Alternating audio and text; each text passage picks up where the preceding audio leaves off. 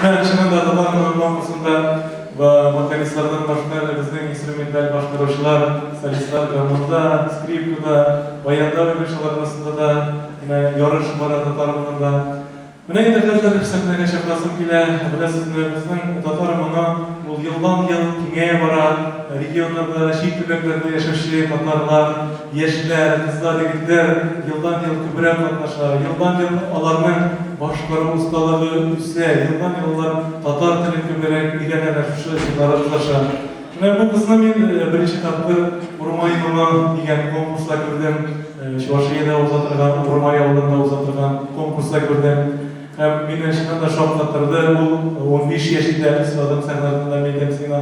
Hazır işesinin 16 doğudan egen. Bugünkü günde işte olarmış konkursun yıvatısı buldum indi. Ulan şehrinin küçük bilir, Kazan şehrinde hazır bugünkü günde 10. klasda bilim ola.